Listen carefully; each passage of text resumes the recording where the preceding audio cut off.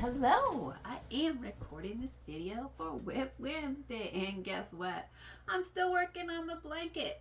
Here it is, the feather and fan blanket.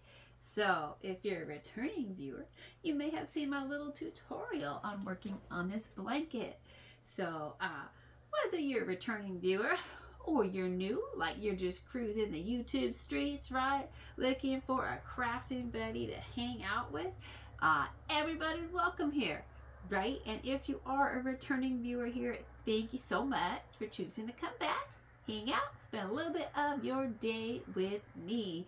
And of course, thank you for your patience while I briefly introduce myself to anybody who might be new to my channel. Hi, my name's May. I love yarn, I love to knit and crochet. Those are my hobbies. And I also happen to have been born visually impaired, legally blind, completely colorblind, and I knit and crochet by feel. So I am knitting, and I want everybody, by the way, to feel welcome here. So if you are visually impaired, and if you're not, of course you're welcome here, but I'm just saying, I want to explain to anybody who's visually impaired who might be here that yes, I am knitting. It's a feather and fan blanket. It's in the color Blush, which is a really light pastel pink. And I am working with the Knit Picks We Crochet Brava 500. Yeah, oh, look at the size of this skein. I think I'm going to easily be able to make an entire baby blanket out of this skein of yarn. Have some leftovers, which means there's going to be, beyond my tail, right, at the cast on, and when I end my blanket at the end of the bind up, there's going to be no other ends to weave in. That's amazing. Okay, that alone motivates me to want to like buy these things by the box full, these Brava 500s, okay? I want to get like a box of them and a variety of colors and make all my blankets with them. Yeah, that's cool. Less ends for me to deal with. So I'm loving that. So anyways, say hello in the comment section, right? Let me know what you're working on today, what your WIP is. If you're new to the crafting community and you don't know, it's WIP. That stands for work in progress, right? So it's a day for us to, check out and see what everybody else is working on. Maybe get some ideas for ourselves. Get some motivation, maybe, right? So let me know what you're working on. Are you knitting today? Are you crocheting? Maybe you're sewing. Maybe you're working on like a diamond painting or something different, or like beading a bracelet. I don't know. Let me know. Maybe you're painting your house this summer. Maybe your kids at camp and you're cleaning up their room, right? Going through their closet, getting them ready for the school year. I don't know. Let me know. But anyways, I thought I'd talk to you about August 13th, right? August 13th. So Wednesday. Well, I've talked in a lot of my other videos about my guide dogs. If you don't know that yet, I have had 3 beautiful German Shepherd guide dogs. My first one was a beautiful German Shepherd named Genevieve, and I just talked about our graduation. She and I graduated. I just made a video about that about 30 years ago. On July 22nd was when she and I graduated. I was 17, and she was about 22 months old then, which, because she came when we graduated, she was like trained, right? So she already had all the obedience training down, and then she was trained for her guide work and obstacles and right and left and traffic and all of those things. And so so I got her and went home with her in July, and that was in 1995. And then she worked for me for about 6 years. In August 13th of 2001, right, she was about, maybe like 6 months, 6 weeks shy of turning 8. And the August 13th of 2001 was Genevieve's retirement date. Yeah, that's right. She retired on that day in 2001, so 24 years ago. So she worked for me for just 6 years, which, so she was about 8. She was going to turn 8 in about 6 weeks after she retired, and she did. But that's a common question that people used to ask me all the time. Like, people ask that when I do presentations or talks or, anything, just on the street, on the bus. I'd get that question from people all the time. They're like, well, what happens to your dog when they can't work anymore? And do you just work those dogs forever? Do those dogs ever get to like just enjoy life? And do you work them into the ground, into the grave till they die? Because some people think that. Some people think that we work our dogs until they die. And depending on the circumstances, usually we don't. I was really blessed and really fortunate to have the opportunity to retire 2 of my 3 guide dogs and give them the opportunity to be retired, to be a pet, a beloved pet. And unfortunately with my 3rd, I did not. She died way too young, way too young. She died when she was 6, really unexpectedly. So she worked the day before she died, and she did not get to retire. But I was really, really blessed and fortunate with my other 2 to give them that, because some people think that, once a guide dog retires, some people have actually asked me, they thought, when you're done working to your dog, do you put them to sleep? Like, somebody's actually asked me for, like, you just put them to sleep when you're done working them? And I'm like, no. No,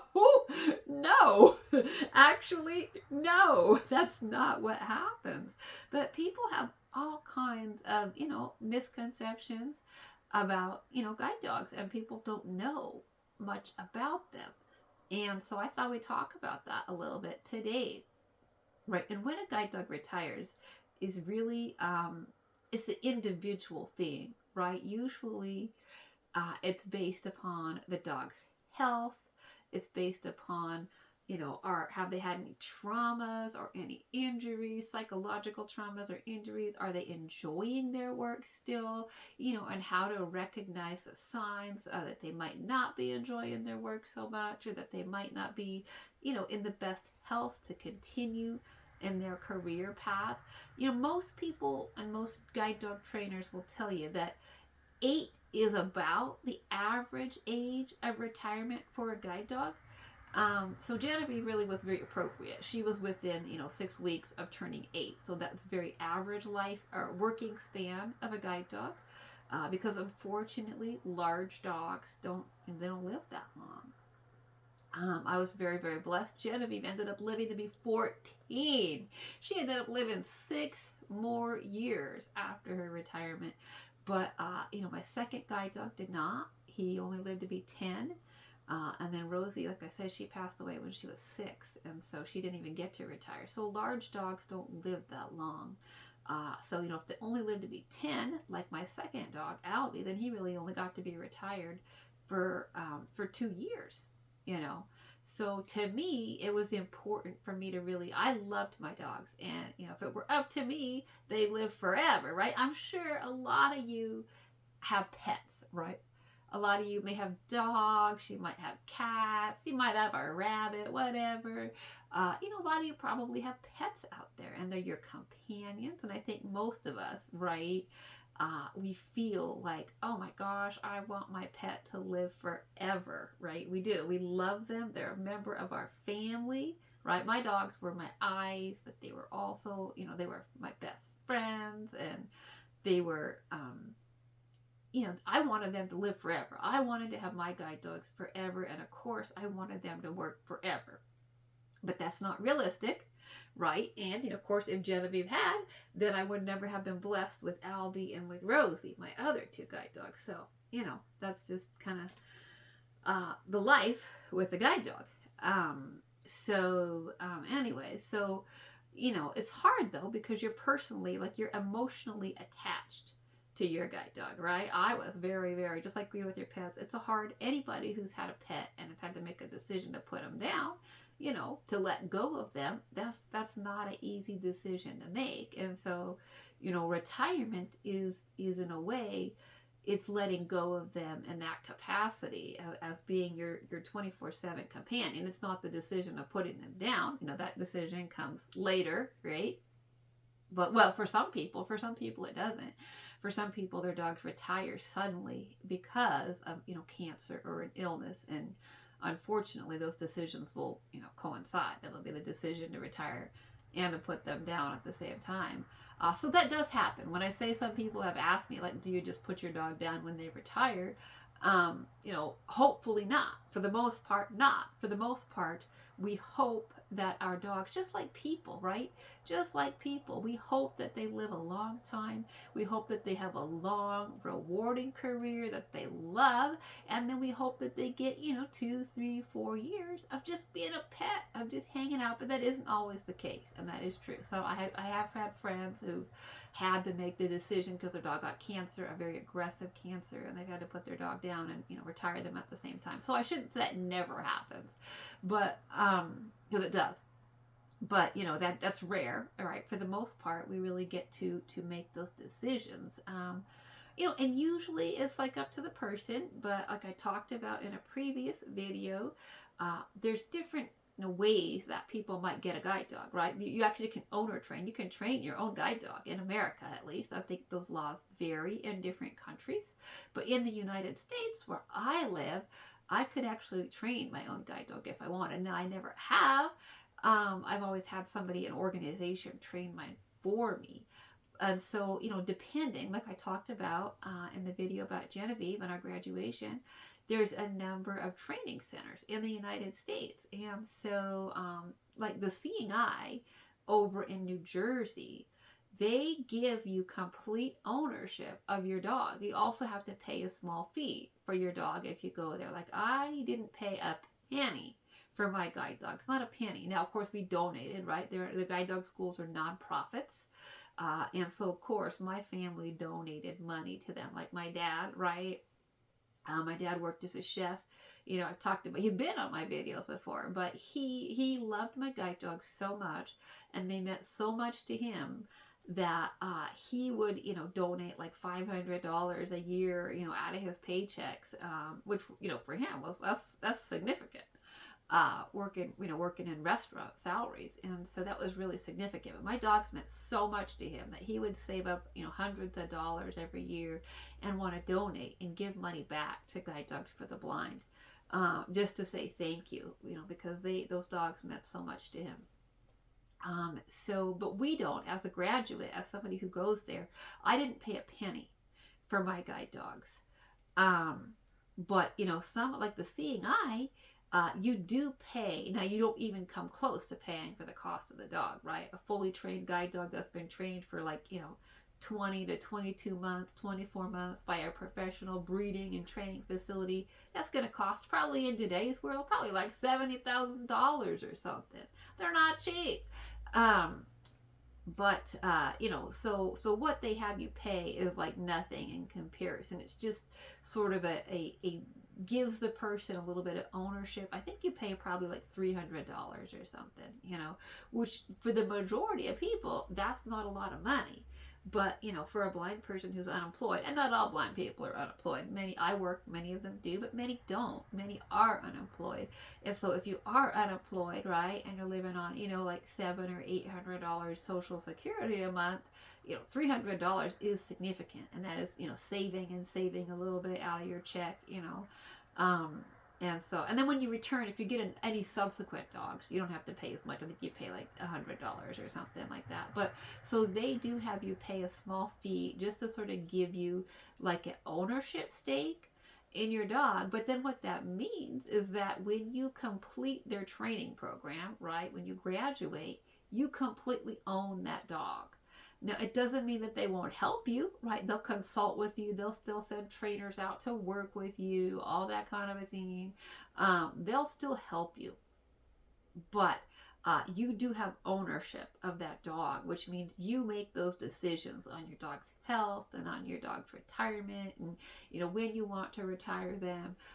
That's up to you. And the Seeing Eye really does give their graduates a lot of autonomy in making those decisions, right? What to do with their dogs, and when to retire them and how to place them and all that kind of thing. And it doesn't mean that the Seeing Eye won't help you place your dogs either. They absolutely will. I have a lot of friends who graduated from the seeing eye, and I have a lot of respect for their facility. I really do. So I have a lot of friends who graduated from there and have retired dogs, and the seeing eye will absolutely send trainers to their homes, and they'll send them, they'll help them place a retired dog. One of my dearest friends has gotten something like 8 dogs from them, and she's not able to keep her dogs when they retire. She just isn't. So her and her husband are both blind, and they both have guide dogs, and and so they're just not able to care for an additional dog in their home. And so the seeing eye has always helped her to place those dogs. So they absolutely will do that, but they give the blind person, the handler, a lot of autonomy in making those decisions. But some of the other guide dog schools, it's been less in the past. Some of the other, especially when I was getting my guide dogs, the trainers would definitely come and still visit you, and you knew that you didn't have full autonomy in that situation. Now they have changed some. Like when I got my last guide dog from there, Rosie, if I had, I think it was like 2 years, of no issues, of success, success handling with my guide dog, with no issues, no behavioral issues, no concerns. The trainers would come out and evaluate her, and if I had no issues, that I could apply for having ownership of her, and I did. But still, there's definitely when I had my other guide dogs, there was definitely sort of like an anxiety, right, of like, are they going to take my dog? Because they did. Guide dogs for the blind sometimes took people's dogs. They'd come out to evaluate them for like their annual evaluation, and they'd take the dog back with them. That's happened to people. And so there was definitely some anxiety, at first, that, oh my gosh, they're going to make me retire my dog when I don't want to, and I'm not ready to. So that can happen, right? Under certain circumstances, that could happen, but it's rare. Like, it's extremely rare. There has to be like, a safety issue, right? Where like the dog's health is so severe, and the person for whatever reason isn't able to make a good decision, or there's a significant behavioral issue. That's a safety threat, like the trainer doesn't feel like the dog is crossing the street safely, or maybe the dog is, severely aggressive for some reason. It's developed an aggression issue, towards other dogs or people or something. So there could be reasons, but for the most part, the guide dog training schools really do leave it up to you to make that decision on, they'll help you. They'll send a trainer out to evaluate, and they'll help you talk to vets and make decisions about your dog's health. But I was able to make the decisions on retiring my dogs, and then putting in an application for a successor dog. With my first 2 dogs, with Genevieve and with Albie, I was able to do that, and they were very supportive. Like when I saw that my dogs were having issues, and it was probably time to apply for a successor and start looking at retirement for my dogs, Guide Dogs for the Blind agreed. They agreed. They came out, they saw the exact same things that I saw with my dogs. They saw the same concerns that I had, and they 100% agreed. They're like, yeah, it's time to. Thankfully, my first 2 did not have to retire abruptly, but there were signs, right? There were signs that it was time to do the paperwork, and it was time, to consider a successor, right? And so, but Genevieve, let's see, I got her in 1995, and she turned 2 that September during my senior year of high school. And then she went to high school with me, and she went to, then we went to the community college together for 2 years. And then we moved out of my parents' house, and we moved to, a small town, and lived in our own little house together. We rented a house, and we went to college together. And then I graduated from undergrad with my 4-year degree in 2000. And that was also in Eastern Washington, right? I grew up in Eastern Washington, went to college in Eastern Washington. I live in Eastern Washington. In Eastern Washington, I talked about it just just on Monday, right? That Eastern Washington and Western Washington are very different in terms of like the city, right? Like the west side of Oregon and Washington are very similar, and then the east sides are very similar. And so Genevieve and I lived in small towns. We lived in a small town, growing up, and then a small town when I went to college. And so when I decided, I applied for graduate school because I knew I wanted to be a psychologist. So I was moving to Portland, Oregon, which is climate-wise, it's a lot like Seattle, right? Portland, it's rainy, it's cold, it's a big city, it's city buses, it's city traffic, it's city noise, and it's rain, and it's cold. And let me tell you, Genevieve was not on board with that plan, okay? She's like, I don't know. I got you through high school, got you through 4 years of college. She was not on board with the plan to move to someplace that was wet, and that was big city, that was noisy, that was heavier traffic, that was more responsibility for her, and she did okay. Like she started already to develop some noise sensitivity, but she was doing okay, But we had to walk on a road that had some really fast, heavy traffic at times, right? Like big semis sometimes would come roaring through there next to us, and she did not like that at all. She'd kind of like duck away a little bit and shy away from them. So when I saw that, I was like, maybe she'll get used to it, maybe she won't. And we only had about, we took 2 different buses. And so one walk to one of our buses was like, a block. And then the other way that we would go some days was like, 3 or 4 blocks. So they weren't long walks, but the 3 or 4 block walk, she'd have these big semis to deal with and the noise. And she didn't like that at all. And then the rain came in the winter, and she was like, no. So I had a trainer, again, and as soon as it started, it wasn't even winter. It was like, early fall, and it was starting to rain. And she's like, no, I don't like this. I don't want to walk in this. And so she would, when it would rain, she would, like, even if we were on our way home, she would find a bus shelter, right, and go inside of it, right, because she didn't want to walk in the rain. So I was like, she's not happy. She is not happy. She does not like the traffic here. And then I saw another thing too, is that when we would head out on that 3 or 4 block walk to the bus where we had those big trucks, right, she would kind of like, she'd do it, but she wasn't excited. She didn't have the excitement about her job. She wasn't as enthusiastic about jumping into that harness. Like, she used to love to work, and I get that harness. She'd hear me put my shoes on. She could be asleep in the other room, and she'd hear me put my shoes on, and she'd be like in the air jumping for that harness. And she wasn't doing that anymore. She would do it, but she didn't have the enthusiasm for her job, and she'd really shy away from those big trucks, and she'd walk slower. And then when we get home from school, right, we'd get home and we'd get off the bus, and we'd have to walk about those 4 blocks back. And she would run. I mean, she'd like, ooh, we are getting out of here, right? We're getting out of traffic. We're on our way home. I'm getting ready to take the tie. I used to refer to my dog's harnesses as like their tie, right? Like when you go to work and you got to put your tie on. Like if you work in a business office or you work as an attorney or something, right? You got to put your tie on. I like their harness is like putting the tie on, right? Going to work, and you got to be all professional.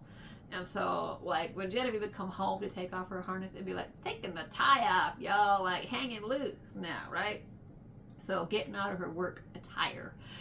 So she knew on the way home, she was getting out of her work attire, she was going to take the tie off, right?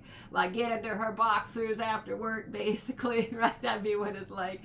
And so she would just run, man. She would, like, ready to go home. And I saw all those behaviors, and I was like, yeah, she clearly does not want to work anymore. She's not enjoying it. She wants to get home as soon as possible. So I called the trainer, had the trainer come out and evaluate her, and that woman saw the exact same thing that I saw. She saw her walking slowly to the bus. She saw her duck away from the trucks. She saw her run home, right? And she's like, yeah, this is a dog that's telling you in every way that she could tell you, I don't want to do that. I'll do it. I'll do it because you want me to do it. I'll do it because that's the job. I'll do it because it's my responsibility, right? Um, but the enthusiasm for her work wasn't there. So we put in my application pretty quickly.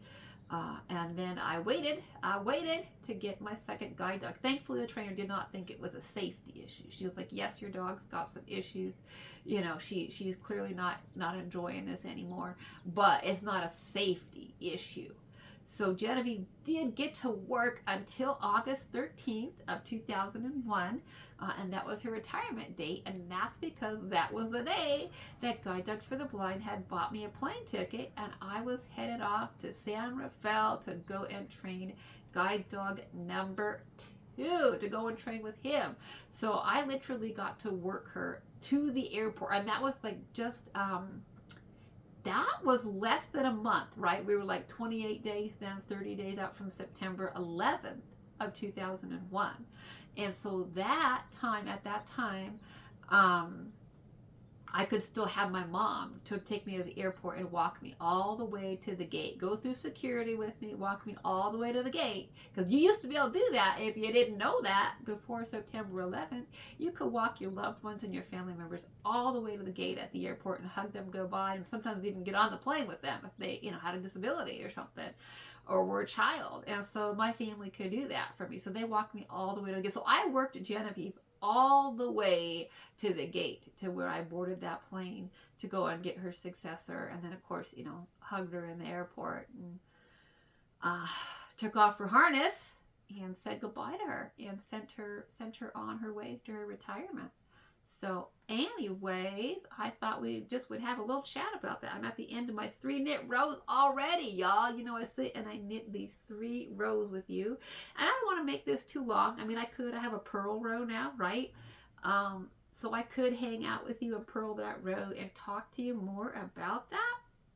But I don't think that I will. I don't want these to be too long. I know some people, like, you know, just see like a video that's super long on YouTube and they're like, nah, I don't want to watch that, right? Like, I don't want to watch an hour or something. Some people do, though. I sometimes like crafting buddy videos that are like an hour long. Sometimes it's cool to have a crafting buddy for that long because I just want to sit and knit and zone out. But anyways, I know some people don't. Let me know in the comment section what you're looking for in a crafting buddy. Would you want it for this to have gone on longer? Because I could have done a purl row. Would you like to have heard a little bit more about Genevieve's retirement? I don't know. I don't know what people are looking for out there. But I'm going to end it for now, even though we could purl. We could purl this row. We could purl row 2 together. I'm going to end it for now. And we probably will get together and craft one more time, work on the blanket one more time this week for Thursday, okay? And then maybe we'll set it aside for a little bit because we'll have crafted together for like 4 days on the blanket this week. So y'all might be getting a little tired of seeing the blanket. We'll see. We'll talk about it tomorrow, okay? Well, until next time, you know what I like to say, right? Let's see the blanket one more time.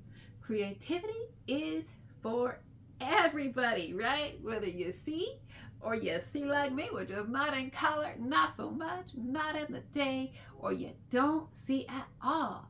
Creativity is for you. And whether it's knitting or crocheting or sewing or quilting or beading or sculpting or painting or whatever it is that you do, today is a great day to craft and create. Thanks so much for listening. Until next time, bye-bye for now.